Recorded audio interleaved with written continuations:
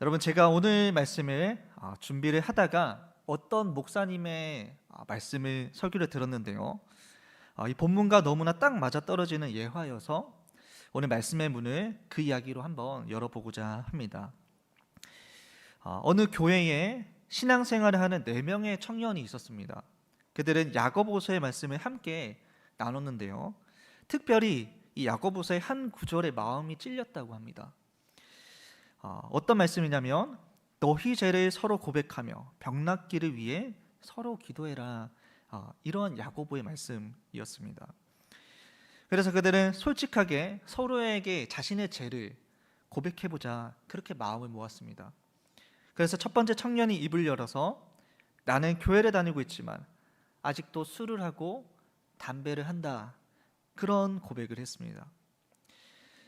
그 첫 번째 청년의 말을 들은 다른 이들은 놀라지 않고 그래, 그럴 수 있지, 우리 함께 기도해보자 하며 격려했습니다. 그리고 두 번째 청년이 말했습니다.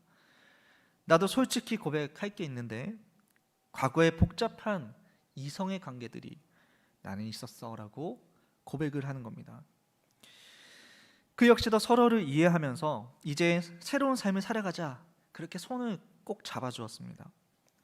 그리고 세 번째 청년이 말하기를 나는 아직도 도벽이 있는데 교회에서 물건을 몇 번 훔쳤다, 그 고백을 하는 겁니다. 다들 놀랐지만 그 사람을 정죄하지 않고 이제 예수님의 이름으로 끊자, 같이 기도를 하는 겁니다. 이제 마지막 네 번째 청년이 말을 할 차례인데 입을 열지 않고 가만히 있는 겁니다. 그러자 그 청년이 망설이다가 말을 하는데 사실 내 죄는 다른 사람의 비밀을 듣고 나면 그걸 여기저기 퍼뜨리는 죄를 짓는다, 그렇게 이야기를 하는 겁니다. 그 마지막 청년의 이야기를 들은 앞에 세 사람은 등에 땀이 흐르기 시작하는 겁니다. 우리가 방금 한 고백이 이제 공개가 되는 건가, 발설이 되는 것인가 하는 것이죠. 여러분, 이 이야기는 재미있는 예화일 수는 있습니다. 사실 그러나 이런 일이 우리의 신앙 공동체에서도 일어날 수 있는 일입니다. 서로의 죄를 고백하고 회개하며 함께 기도하는 자리에서 누군가의 연약함이 은혜로 덮이지 못하고 오히려 상처가 되어서 흩어지는 경우가 종종 있기 때문입니다. 그래서 죄의 고백은 정죄가 아니라 회복을 위한 목적 아래에서 반드시 은혜의 질서 안에서 이루어져야 합니다. 그런데 우리가 이 예화를 통해서 꼭 생각해 봐야 될 점이 있다면 마지막 청년이 고백한 그 죄, 다른 사람의 약점을 퍼뜨리는 그 모습이 사실은 죄의 무게와는 별개로 우리들 대부분이 가지고 있는 본능적인 약점이라는 사실입니다. 여러분, 우리 안에도 그런 마음이 있습니다. 누군가의 실수와 약점을 이야기하면서 묘한 쾌감을 느낄 때가 있습니다. 그것을 생각하며 우월감을 느끼는 것이죠. 나는 안 그런데 쟤는 저렇다더라, 이렇게 하면서 다른 사람과의 거리를 두고 자신을 정당화하려는 마음입니다. 심지어는 어떤 공동체에서는 그런 이야기를 통해서 사람들이 뭉치기도 합니다. 누군가를 도마 위에 올려놓고 잘게 썰며 평가하듯이 흠을 잡으면서 고개를 끄덕이다 보면 우리는 하나야라는 그런 잘못된 연대감이 생기기도 한다는 것입니다. 여러분, 이것이 바로 타락한 인간 본성의 민낯입니다. 그리고 오늘 본문은 바로 그런 판단하는 죄에 대해 말씀해 주고 있다는 사실입니다. 오늘 우리는 이 판단이 단순한 감정이나 실수 이상의 죄가 될 수 있다는 사실을 함께 살펴보고자 합니다. 그리고 하나님께서 왜 이 죄를 그렇게까지 여기시는지 그 이유를 우리가 이 로마서의 말씀 속에서 함께 찾아보고 묵상하기를 원합니다. 먼저 첫 번째는 판단하는 자도 하나님 앞에서 똑같은 죄인이다, 그렇게 말하고 있습니다. 우리 1절 말씀을 함께 읽어보겠습니다. 2장 1절입니다. 시작. 그러므로 남을 판단하는 사람아, 누구를 막론하고 내가 핑계하지 못할 것은 남을 판단하는 것으로 네가 너를 정죄함이니 판단하는 네가 같은 일을 행함이니라. 아멘. 네, 오늘 이 본문에서 사도 바울은 남을 판단하는 사람조차 하나님 앞에서는 동일하게 심판받을 죄인임을 말씀하고 있습니다. 우리는 흔히 죄인을 책망하고 꾸짖는 사람들을 보면 뭔가 더 의롭고 훌륭한 사람이라고 생각을 합니다. 하지만 정말 그런 것일까요? 예를 들어서 법정에서 죄인을 판결하는 검사나 판사가 더 의롭고 더 나은 사람일까요? 세상은 그렇게 말할 수 있을 것입니다. 하지만 하나님은 그렇게 말씀하지 않으신다는 것이죠. 하나님은 교수라고 판사라고 해서 그보다 더 훌륭하다고 하지 않으십니다. 목사라고 해서 성도보다 더 의롭다라고 하지 않으신다는 것입니다. 모두가 다 하나님 앞에서는 똑같은 죄인이기 때문입니다. 그런데 오늘날 많은 사람들이 스스로는 괜찮다 생각을 하죠. 나는 남들처럼 심하게 죄를 짓지도 않고, 나는 남들처럼 거짓말도 안 하고 피해도 안 주고 오히려 선한 일들을 많이 하는데 나는 괜찮다 생각을 합니다. 물론 그런 삶은 참 귀한 삶일 것입니다. 하지만 문제는 그럴수록 자신이 죄인이라는 사실을 인정하기가 어려워진다는 것입니다. 그래서 그들은 쉽게 판단하는 것이죠. 자기 기준에 맞지 않으면 남을 금방 정죄하는 것입니다. 항상 남을 훈계하려 하고 언제나 충고하려 듭니다. 어쩌면 이들은 겉으로 보기에는 도덕적이고 꽤나 선한 사람들일 수 있습니다. 하지만 오늘 본문에서 이 사도 바울이 바로 그런 자들을 향하여서 이 경고를 주고 있다는 것입니다. 우리가 로마서 1장에서 보았던 이 사도 바울은요, 하나님 없이 살아가는 이방인들을 향해서 그리고 이방인들의 죄를 경고했었습니다. 그들이 정욕대로 살아가고 또 불의의 진리를 막고 우상을 숭배하며 살아가는 그 이방인들에 대한 무서운 경고의 말씀을 1장에서 바울은 선포했었습니다. 그리고 그 사도 바울의 선포를 들었던 유대인들은 속으로 이렇게 생각했을 겁니다. 그래, 저 죄인들은 심판을 받아야 마땅하지. 그리고 우리는 율법을 아는, 율법을 가진 하나님의 백성이니까 우리는 저 죄인들과 다르다라고 그들은 생각을 했을 겁니다. 그런데 사도 바울이 갑자기 이방인을 향하여서 경고의 말씀을 하던 사도 바울이 방향을 틀어버리는 것이죠. 이방인에 대한 경고를 하다가 이제는 그 비판의 화살을 유대인들을 향해 겨누는 것입니다. 너희가 이방인들을 정죄하는구나. 그러면 너희 자신도 똑같은 죄인이다. 너희도 본질적으로는 그들과 다르지 않다라고 바울은 이야기하는 것이죠. 여러분, 사도 바울이 그렇게 유대인들을 향해서 선포했을 때 그 순간 현장의 분위기가 어땠을까요? 갑자기 공기가 싸해졌을 겁니다. 서로의 눈치를 보고 침을 삼켰을지도 모릅니다. 여러분, 사도 바울은 우리에게 말하고 있습니다. 남의 죄를 정죄하는 그 판단이 때로는 더 깊은 죄가 될 수 있다는 사실입니다. 왜냐하면 우리는 하나님 앞에서 모두 죄인이기 때문이다라는 사실이죠. 여러분, 제가 오래전에 다니던 교회에서 목회자 자녀 PK 세미나를 한번 스텝으로 섬긴 적이 있었는데요. 그때 참 인상 깊었던 두 가지가 있었습니다. 첫 번째는 그들의 공감대가 아주 어마어마했다는 겁니다. 그들이 나누어져서 나눔을 하는데 교회에서 늘 참아야 했던 일들, 그리고 목회자 자녀이기에 받는 시선들, 그리고 항상 완벽해야 하는 그런 부담감들, 이런 얘기들이 주제들이 나오면 다들 박수를 치고 반응이 뜨거웠습니다. 그리고 두 번째는 자녀들의 분위기가 딱 두 부류로 나누었습니다. 한쪽은 정말 경건한 친구들, 신앙에 있어서 모범생인 친구들이고, 또 반대쪽은 완전 염색을 하고 문신까지 있는 그런 친구들이었습니다. 그런데 신기한 건 그래도 대다수는 말씀을 사모하는 분위기였습니다. 그런 친구들에게 이 강사은 목사님께서 처음에는 따뜻하게 공감하며 말씀을 나누시다가 갑자기 진지한 태도로 말씀을 하시는 겁니다. 여러분, 예수님을 진짜 잘 믿으시기 바랍니다. 예수님을 잘 믿으십시오. 부모님이 목사이고 교회를 열심히 다닌다 해서 구원을 받는 것이 아닙니다. 그들을 향해서 이렇게 말하는 겁니다. 그러니까 그 말에 분위기가 싸해졌습니다. 왜냐하면 대부분이 진짜로 교회를 빠지지 않고 봉사도 열심히 하고 오랫동안 성경을 보고 아는 친구들이었기 때문이죠. 그런데 그들에게 예수님 잘 믿어라, 그렇게 하신 겁니다. 오늘 이 로마서 2장의 분위기가 바로 그렇다는 겁니다.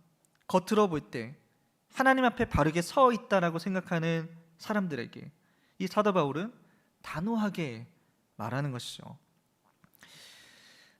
2절을 보시면 이런 일을 행하는 자에게 하나님의 심판이 진리대로 되는 줄 우리가 아노라, 이렇게 사도 바울이 말하고 있습니다. 여기서 중요한 표현이 바로 이 진리대로입니다.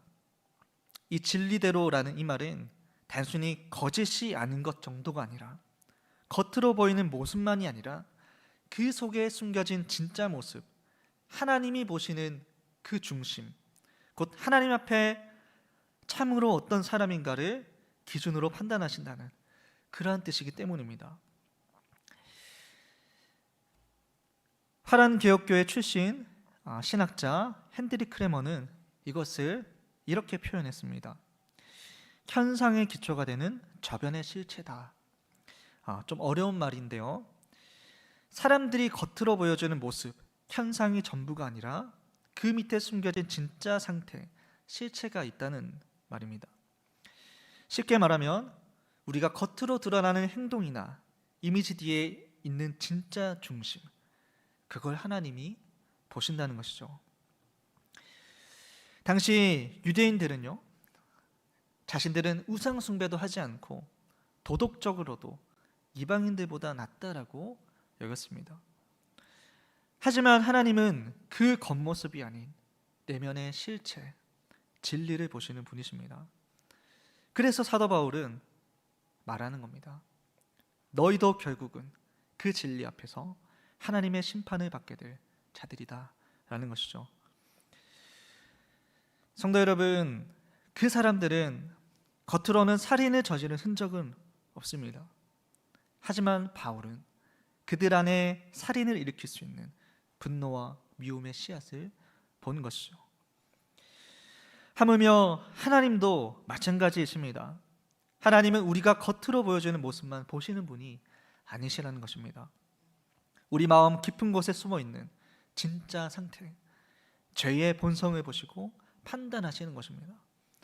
그리고 그 판단은 기분이나 상황에 따라가 아니라 진리대로, 곧 하나님의 거룩하신 성품에 따라 정확하고 공의롭게 이루어지게 된다는 겁니다. 그래서 우리는 누군가를 쉽게 판단하기 이전 먼저 우리 안에도 똑같은 죄의 씨앗이 있음을 인정해야 한다는 것입니다. 그래서 주님이 남의 눈 속에 티를 보기 전 내 눈 속에 들보부터 보라 말씀하셨듯이 먼저 나의 것을 돌아보는 것입니다. 여러분, 그렇습니다. 우리 안에는 선한 것이 하나도 없습니다. 그러니 우리가 할 수 있는 것은 스스로를 의롭게 여기기보단 주님 앞에 나와 주님 앞에 엎드리는 것밖에 없는 것입니다. 여러분, 그렇게 겸손하게 하나님 앞에 엎드리는 저와 여러분 되시기를 주님의 이름으로 축복합니다.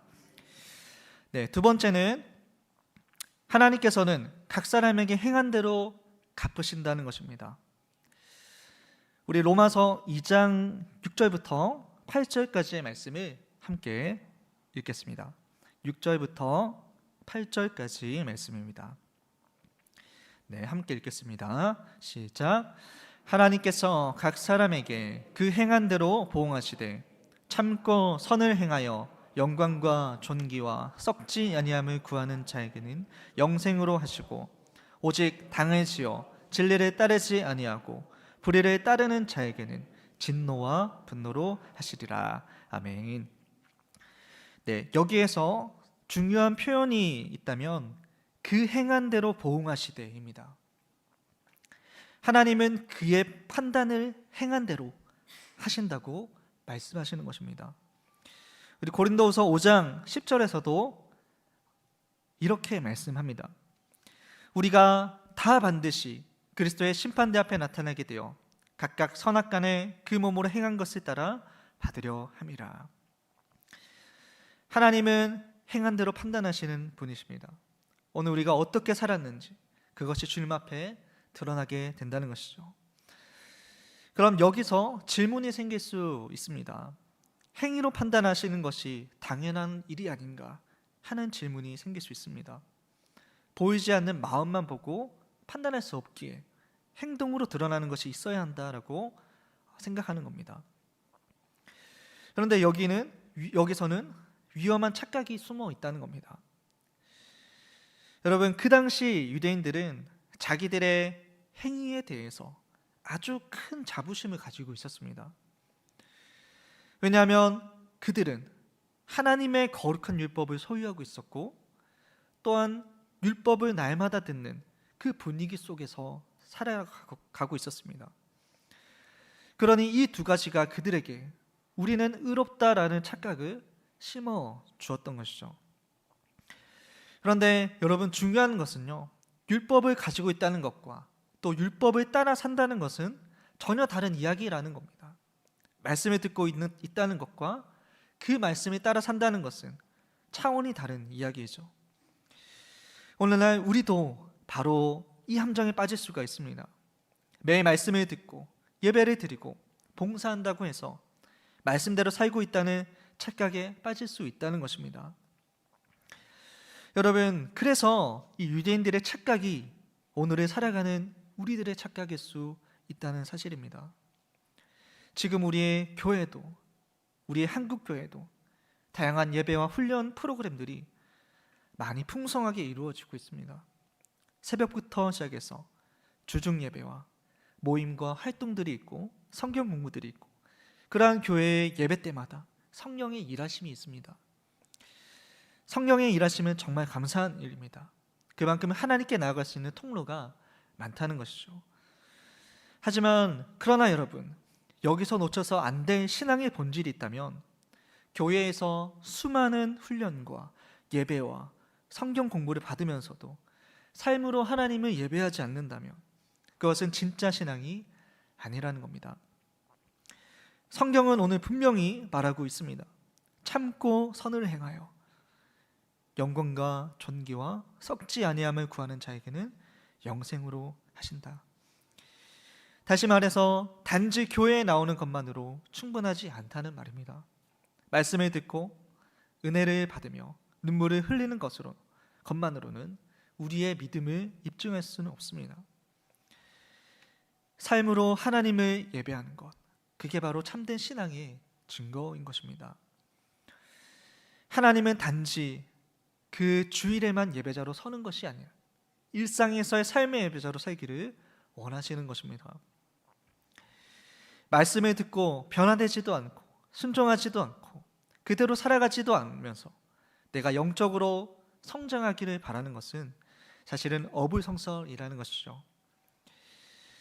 그리고 경고가 하나 더 있는데요, 교회를 오래 다니고 리더로 섬기고 많은 헌신을 했다고 해도 자신의 이익만 추구하고 진리에는 순종하지 않고 불의를 따라 사는 사람에 대해서는 하나님께서 심판하신다는 말씀을 하시는 겁니다.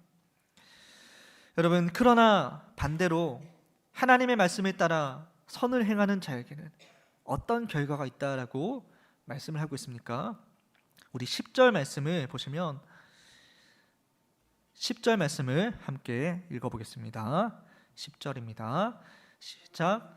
선을 행하는 각 사람에게는 영광과 존귀와 평강이 있으리니 먼저는 유대인에게요 그리고 헬라인에게라. 아멘. 하나님은 공평하신 분이십니다. 누구에게나 말씀대로 살아가는 자에게는 영광과 존귀와 평강을 주십니다. 성도 여러분, 이 말씀이 우리에게 묻습니다. 나는 지금 단지 듣는 자인가 아니면 행하는 자인가? 오늘 예배를 통해 받은 은혜가 내일의 삶으로 이어지기를 바랍니다. 예배로 시작해서 삶으로 완성하는 신앙으로 나아가는 저와 여러분 되시기를 주님의 이름으로 축원합니다. 여러분, 이 말씀과 함께 반드시 기억해야 할 진리가 있습니다. 우리 마지막 11절 함께 읽겠습니다. 11절 말씀입니다. 시작. 하나님께서는 외모로 사람을 취하지 아니하시리라. 아멘. 하나님은 외모, 즉 겉으로 드러나는 신앙의 행위와 역할, 그리고 포장된 이미지를 보지 않으시고 그분은 오직 중심을 보십니다. 그 사람이 정말 하나님을 경외하고 있는지, 중심으로 하나님을 경외하는지, 그 속사람의 진실함을 살피시는 분이십니다. 우리는 때때로 겉으로 드러난 열심과 사람들의 인정을 기준으로 다른 사람을 판단하기도 하고요, 또는 자신의 의로움을 내세우기도 하지만 하나님은 그 안에 감추어진 죄성과 진실한 동기를 보신다는 것입니다. 그러므로 여러분, 우리도 이제 하나님의 시선으로 세상을 그리고 영혼을 바라보는 눈을 회복해야 합니다. 남의 드러난 연약함을 기준으로 판단하고 비난하는 것이 아니라 그도 하나님의 사랑을 받는 자녀임을 기억하고 긍휼과 이해의 눈으로 바라볼 수 있는 것입니다. 오늘 지금 이 시대에 우리에게 필요한 것은 정죄, 비판이 아닌 격려와 위로 그리고 용기일 것입니다. 예수님이 그러셨듯이 제자들의 실수에도 연약함에도 불구하고 그들을 정죄치 않으시며 그들을 다시 일으켜 세우셨듯이 우리는 그 사랑을 본받아야 할 것입니다. 이제 우리 안에 판단과 정죄의 마음을 내려놓고 말씀대로 살아가는 삶과 진리 앞에 겸손히 순종하는 삶으로 나아가는 우리가 되기를 간절히 소망합니다. 그럴 때 우리 일상 속에서 하나님의 영광과 존귀와 평강이 가득하게 될 줄 믿습니다. 말씀을 맺도록 하겠습니다.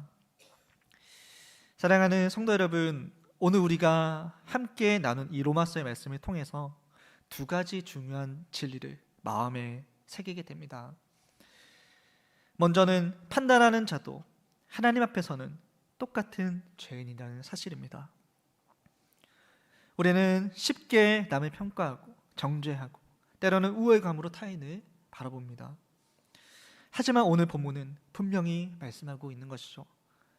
판단하는 네가 같은 일을 행한다 입니다. 하나님 앞에서는 누구도 의롭다 할 수 없고 모든 사람이 똑같은 죄인일 뿐입니다. 그래서 우리는 더 이상 남을 향한 비판의 눈이 아닌 자신을 향한 성찰의 눈으로 돌아가야 합니다. 진정한 변화는 다른 사람이 아닌 나 자신이 먼저 회개하는 데서 시작됨을 우리는 기억해야 할 것입니다. 그리고 하나님은 각 사람에게 행한 대로 갚으신다는 사실입니다. 말씀을 많이 들었다고 해서, 교회를 오래 다녔다고 해서, 내가 직분을 가졌다 해서 하나님께 칭찬을 받는 것이 아닙니다. 바로 진리대로 살아가는 삶, 그것이 바로 하나님이 찾으시는 참된 예배자의 모습입니다. 그 삶에는 영광과 존귀와 평강이 약속되어 있습니다. 하지만 말씀을 듣고도 여전히 진리를 따르지 않고 불의를 쫓는 자에게는 진노와 심판이 임한다라고 성경은 분명히 경고하고 있는 것입니다. 여러분, 오늘 이 말씀을 우리가 기억하면서 이제 우리 자신을 돌아봅시다. 나는 지금 판단하는 자로 살아가고 있지는 않은가?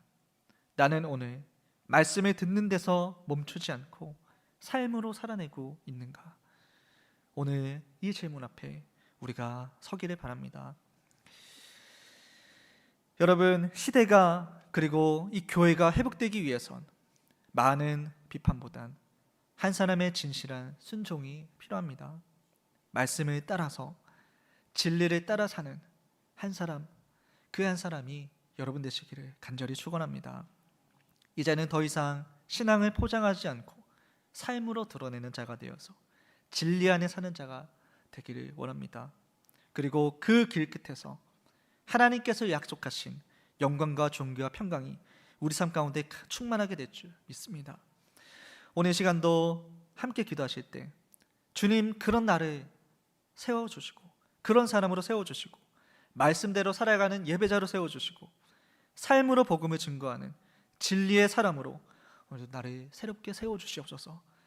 이렇게 간절히 기도하며 나아가는 저 여러분 되시기를 주님의 이름으로 축복합니다. 기도하겠습니다.